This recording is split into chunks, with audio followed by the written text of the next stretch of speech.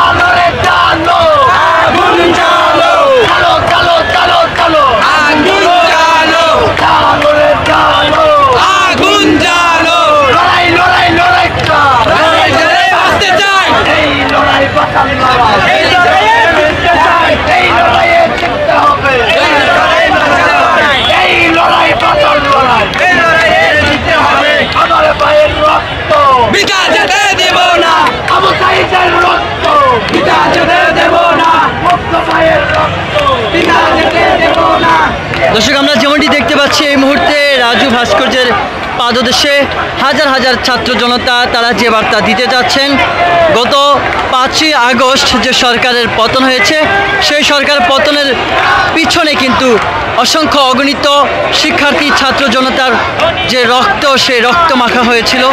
সেই রক্ত মাখার 1 মাস পূর্তি হয়েছে।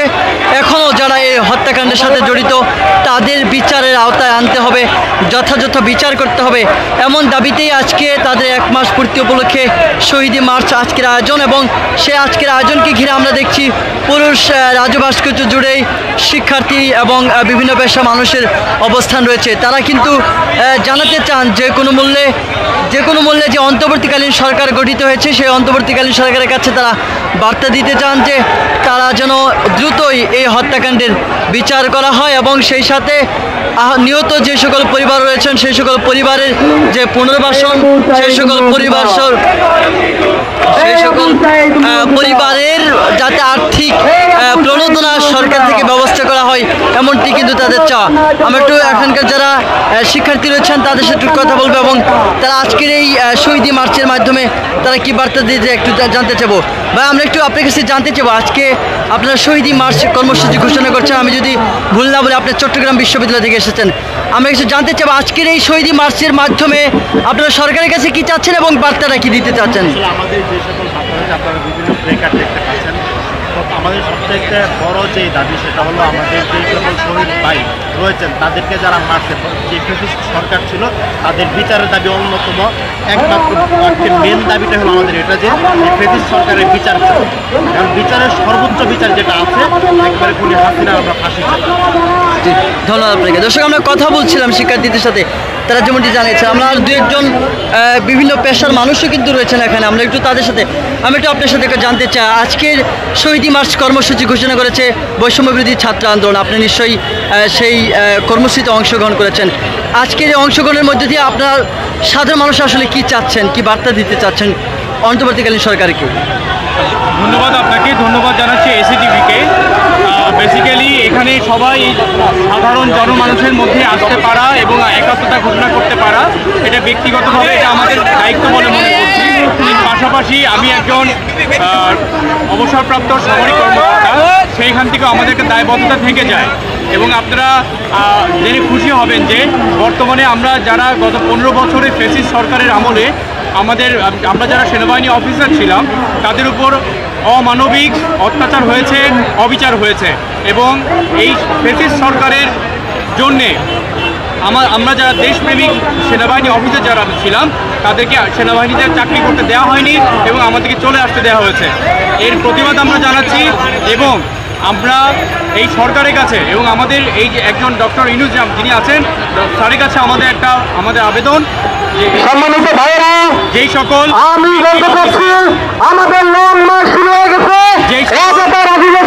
দাঁড়ালেন না, আমাদের লং মার্চকে অনুসরণ করুন। যেই সকল সামরিক অফিসারদেরকে অন্যায়ভাবে সরকার সামনের মাইকটিকে অনুসরণ করুন, চাকরিচ্যুত করেছে তাদেরকে পুনরায় নিয়োগ দেওয়া অথবা এই দেশের জন্য তাদেরকে কিভাবে কাজে লাগানো যায় আমাদের লং মার্চের এখন আমাদের জায়গাতে আমাদের যোগ্য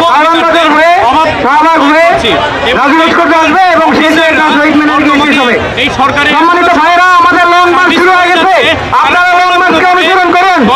রাজু ভাস্কর্যে যারা দাঁড়িয়ে আছেন সবার প্রতি বিনীত অনুরোধ, লং মার্চ শুরু হয়ে গেছে, আপনারা লং মার্চ অনুসরণ করুন। আমাদের লং মার্চের রুট হচ্ছে নীলক্ষেত হয়ে সাইসলাম হয়ে কলাবাগান হয়ে এটি অনুসরণ করবে। আপনারা অনুসরণ করুন, লং মার্চ শুরু হয়ে গেছে। আপনারা রাজু ভাস্কর্যে কথা বলছিলাম একজন অবসরপ্রাপ্ত সামরিক কর্মকর্তার সাথে, যিনি এই সরকারের ঘোষণার পরে চাকরিচ্যুত হয়েছেন, তার সাথে কথা বলছিলাম। আসলে তারা প্রত্যেকটি মানুষ কিন্তু গত 15টি বছর এই সরকারের যেই স্বৈরাচারী আচরণ, সেই আচরণের রোষানলে পড়ে সাধারণ মানুষ এবং চাকরিজীবীরা তারা কিন্তু তাদের যে অধিকার, সেই অধিকার থেকে বঞ্চিত হয়েছে। বৈষম্যবিরোধী ছাত্র আন্দোলনের ব্যানারে যে আন্দোলন হয়েছে, সেই আন্দোলনে দলমত নির্বিশেষে সব শ্রেণী সব পেশার মানুষ ঐক্যবদ্ধ হয়ে সরকারের পতন করতে সক্ষম হয়েছে এবং তারই মধ্যে দিয়ে একটি নতুন রাষ্ট্র গঠিত হচ্ছে এবং অন্তর্বর্তীকালীন সরকার সেই রাষ্ট্রের দায়িত্ব নিয়েছেন এবং আগামী সময়ের মধ্যে একটি সংস্কার করে একটি সুষ্ঠু নির্বাচন দেওয়ার পর দেশের মানুষের যে ভোটাধিকার, সেই ভোটাধিকার নিশ্চিত হবে, এমনটাই প্রত্যাশা এখানকার সাধারণ মানুষ এবং শিক্ষার্থীদের।